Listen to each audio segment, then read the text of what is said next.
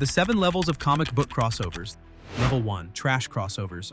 Archie Meets the Punisher, 1994. When this comic was announced, people thought it was a joke. Marvel's most cold-blooded vigilante crossing paths with the most squeaky clean teenager in comic history. On one side, a man who hunts drug dealers with military precision. On the other, a kid whose biggest dilemma is choosing between Betty and Veronica. Somehow, it actually happened. The story kicks off when Frank Castle mistakes Archie Andrews for a drug lord nicknamed Red. It's an absurd premise from page 1, and the tone is all over the place. In Riverdale, bullets and milkshakes share panels like nothing's wrong. Archie Comics handled their side of the art, giving everyone their familiar cartoon smiles, while Marvel's team drew the Punisher in his gritty, shadowed realism. The result looks like 2 universes colliding mid-page, half Saturday morning, half midnight crime drama. To their credit, the creative teams worked hard to make the worlds coexist. Punisher's violence is heavily censored. No blood, no bodies. He captures criminals off-panel, while Archie's friends react as if a tank just rolled into a high school dance. The book ends with everyone learning valuable lessons about not judging others too quickly, but by that point, readers were laughing too hard to take it seriously. Critics didn't call it good, but they couldn't look away. The absurdity made it a collector's curiosity, not for its storytelling, but for the miracle that it exists at all. It's a reminder of the early 90s crossover era, when editors chased headlines by throwing any 2 brands together.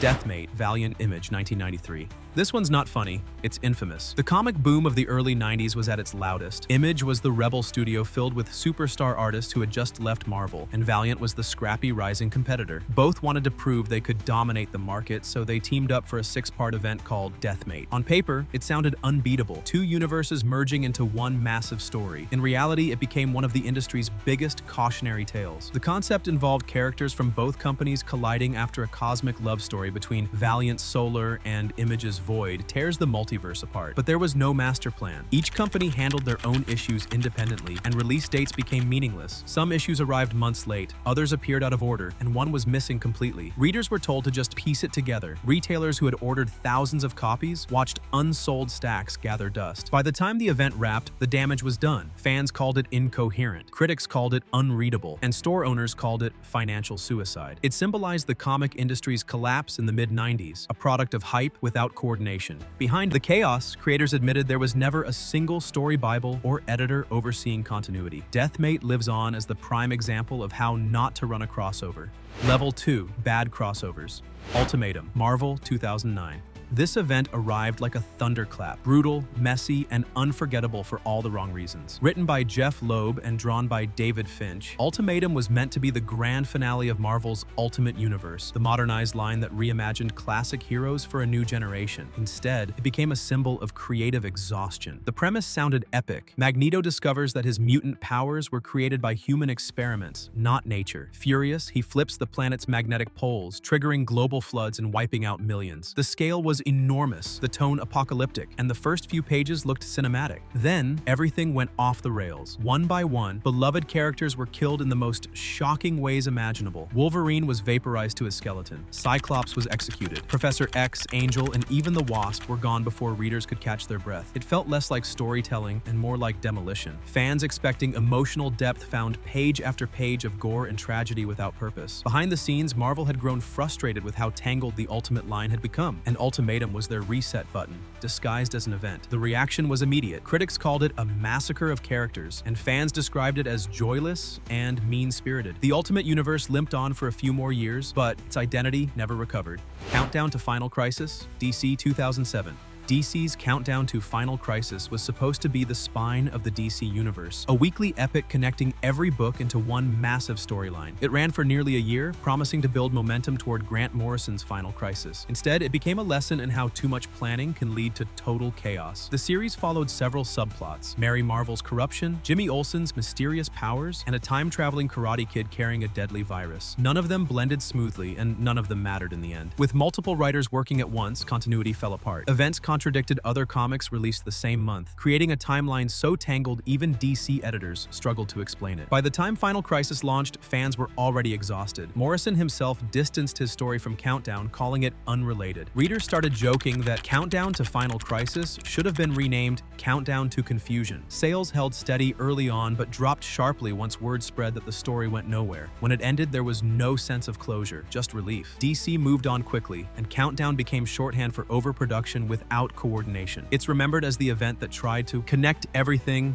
and ended up connecting nothing. Avengers vs. X-Men, Marvel 2012. By 2012, Marvel wanted a spectacle. Avengers vs. X-Men was built for headlines. Earth's greatest heroes facing its most powerful mutants. The premise revolved around the Phoenix Force returning to Earth, with the Avengers fearing destruction and the X-Men seeing rebirth. It was a promising setup, but the execution fell flat. Across 12 issues, every chapter promised escalation. Iron Man building armor to fight a cosmic bird. Cyclops declaring war. Heroes punching heroes across continents. Yet for all the explosions, the emotional weight was missing. Characters changed motivations between issues, and the central moral question, who's right, was never given room to breathe. By the end, Cyclops kills Professor X while possessed by the Phoenix, the world turns on mutants, and Marvel prepares for another reboot. The art was stunning, but the script read like a trailer stretched into a novel. Fans bought millions of copies, but few called it a favorite.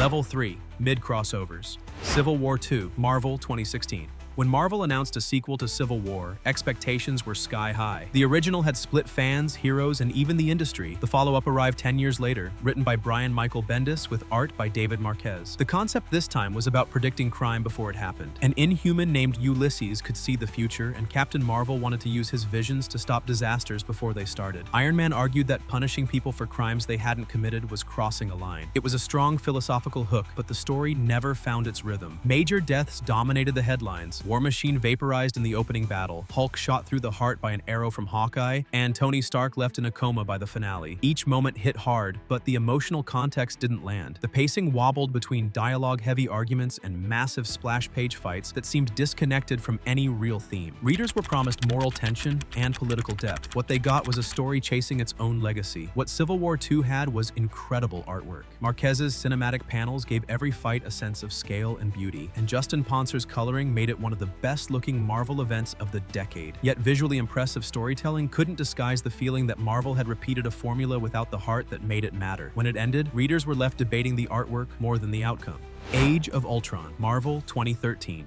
This event started with a haunting idea: the world conquered by Ultron, cities in ruins, heroes hiding underground. It opened like a dystopian movie, with Spider-Man trapped in a world of silence and desperation. For 5 issues, it was gripping. Then came the time travel. To stop Ultron, the heroes tore holes in reality, and what began as a grim survival story turned into a confusing chain of alternate timelines. Wolverine and Sue Storm traveled back in time to kill Hank Pym, the creator of Ultron, only to realize they'd broken the universe worse than Ultron ever did. The event's timeline became impossible to follow, with versions of characters running into each other and paradoxes stacking up. The ending arrived abruptly, with time collapsing and a ripple effect setting up Secret Wars 2015 years later. That connection eventually gave it some retroactive importance, but at the time, readers were divided. Some admired the ambition, others saw a story that lost itself halfway through. Behind the scenes, Marvel had assembled a visual powerhouse. Brian Hitch's early issues looked stunning, every panel filled with cinematic destruction. Later chapters, finished by different artists, created visible inconsistency. The event's biggest legacy became its setup for future stories, the introduction of Angela into Marvel continuity, and the first hints of the multiverse collapsing. On its own, though, it felt like half a masterpiece and half a mess.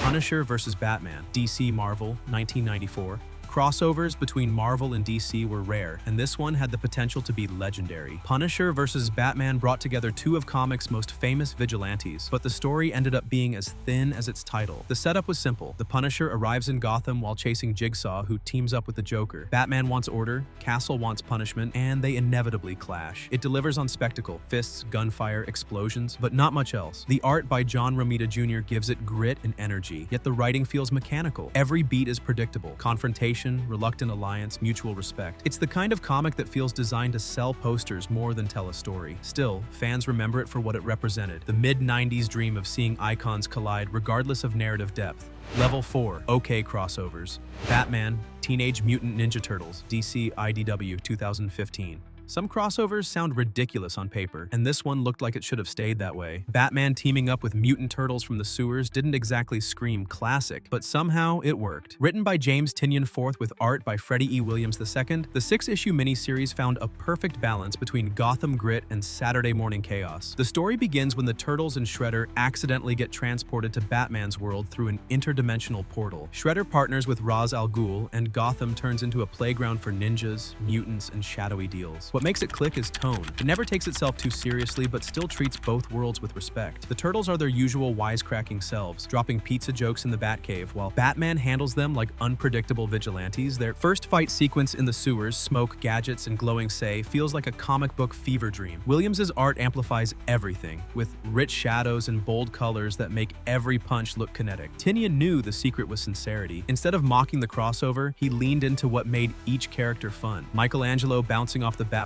Leonardo trading discipline tips with Batman, Raphael arguing with him about trust. It's all fan service done smartly. Critics praised it as a reminder that crossovers don't always need to reinvent the genre. Sometimes they just need energy, clarity, and a sense of play. It sold well enough to spawn 2 sequels and even an animated film that embraced the same charm. For a concept that could have been another gimmick, it became one of the most unexpectedly enjoyable team-ups of the decade.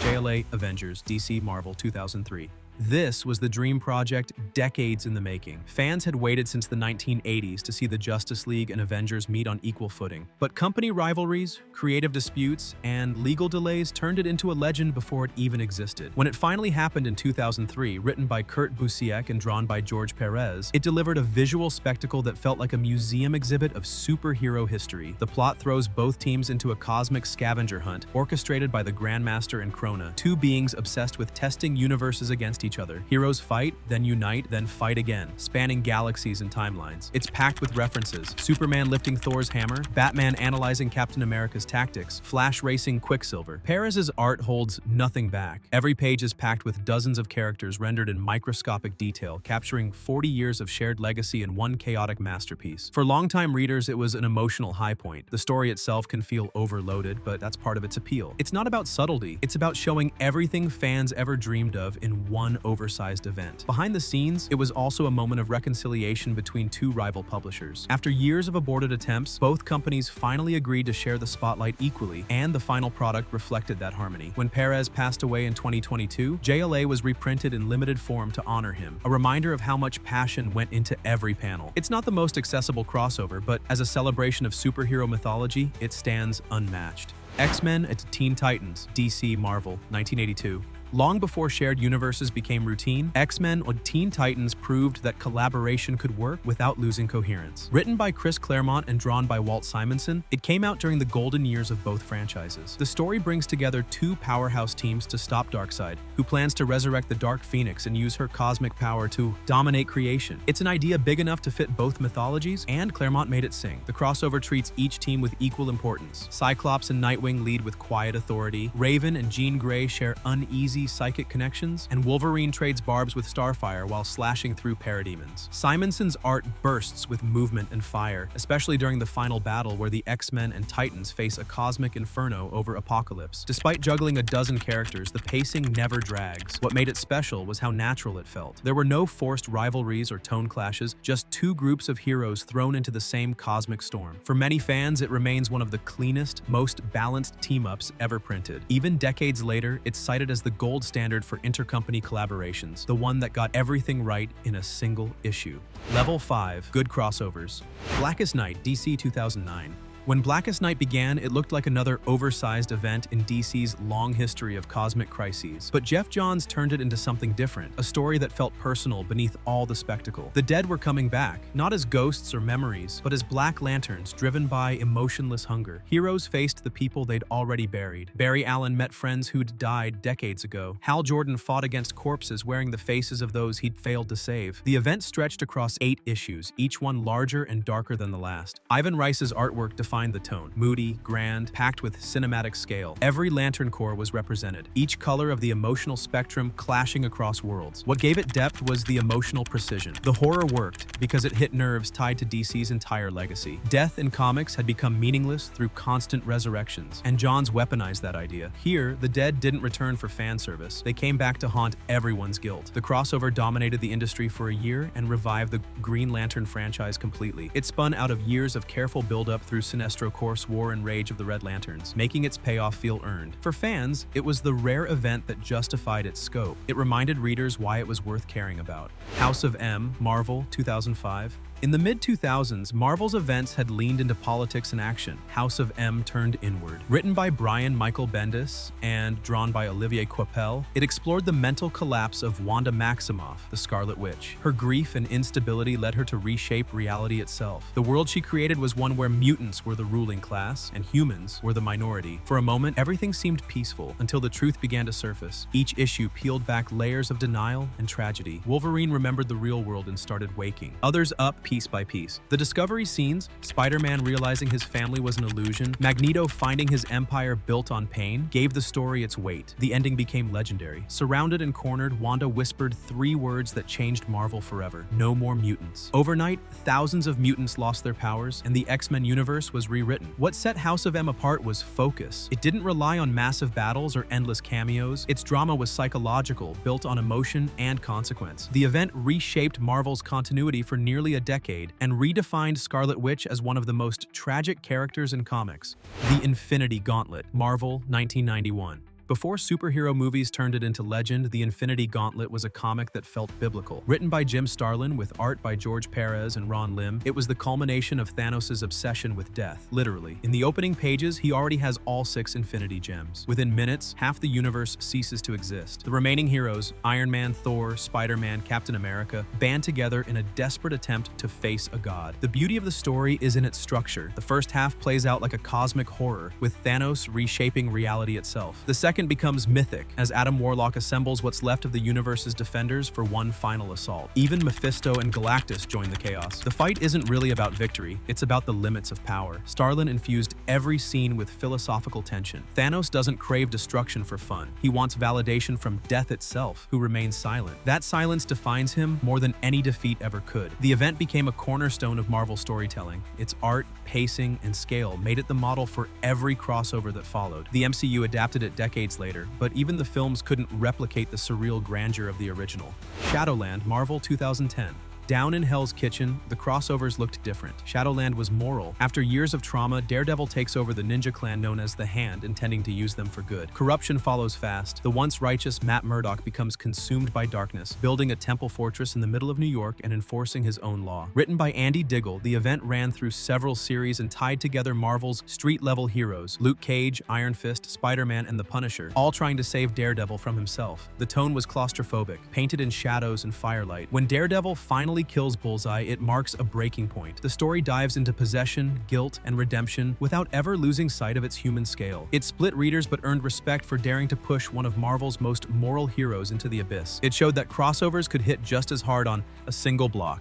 Level 6, Great Crossovers. Secret Wars, Marvel, 1984. In the mid-80s, Marvel decided to gamble big. The toy company Mattel wanted a line of action figures with every major hero and villain in one story. So editor Jim Shooter turned a marketing pitch into one of the most influential events in comic history. Secret Wars gathered nearly every major character in the Marvel universe and threw them onto a patchwork planet called Battleworld. The cosmic entity known as the Beyonder wanted to see what would happen if the forces of good and evil were forced to fight for survival. What began as a commercial experiment ended up defining the entire idea of a crossover. Heroes like Spider-Man, the Avengers, and the X-Men fought side by side while villains like Doctor Doom, Magneto, and Ultron schemed in their own camps. The story moved fast, full of betrayals, moral tests, and impossible alliances. Doctor Doom's arc became the centerpiece, his hunger for godlike power pushing him to literally steal the Beyonder's abilities. The series gave Marvel a creative goldmine. Spider-Man's black suit debuted here before becoming Venom. She-Hulk replaced the Thing in the Fantastic Four. Even the name Secret Wars became shorthand for cosmic chaos done right. For all its pulp and spectacle, Shooter's writing kept the tone sharp and energetic, letting the event stand as a blueprint for every Marvel crossover that followed. The formula of heroes versus impossible stakes began here, and decades later, it still shapes how universes collide.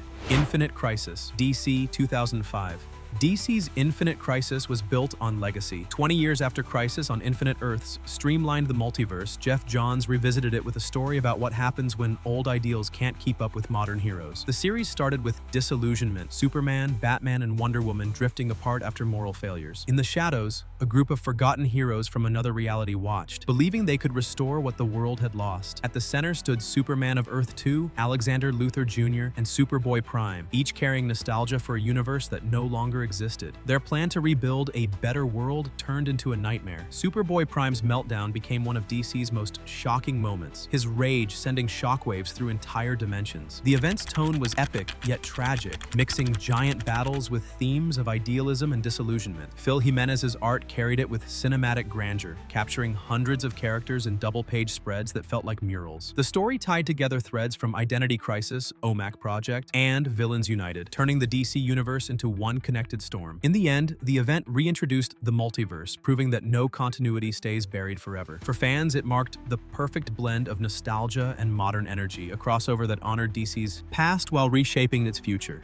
Civil War Marvel 2006. Written by Mark Miller and drawn by Steve McNiven, it began with a tragedy. A group of young heroes called the New Warriors accidentally caused an explosion that killed hundreds of civilians. The government responded with the Superhuman Registration Act, demanding every hero reveal their identity and operate under federal control. The law split the superhero community in half. Captain America refused, calling it a betrayal of personal freedom. Iron Man supported it, believing control was necessary. What followed was a political thriller wrapped in superhero combat. The fights were brutal, but the arguments cut deeper. Spider-Man's unmasking, the death of Goliath, and the underground resistance led by Cap all gave the story its pulse. Miller wrote it like a war film, each side believing they were saving the world in their own way. The series spread through nearly every Marvel title, creating one massive tapestry of divided loyalties. Steve McNiven's art captured the realism that defined Marvel's modern tone, clean, cinematic, and grounded. The ending left the universe scarred. Captain America surrendered, heroes turned against each other, and the moral line in Marvel storytelling changed forever. It became the defining event of its decade, influencing everything from future comics to the Captain America Civil War film years later.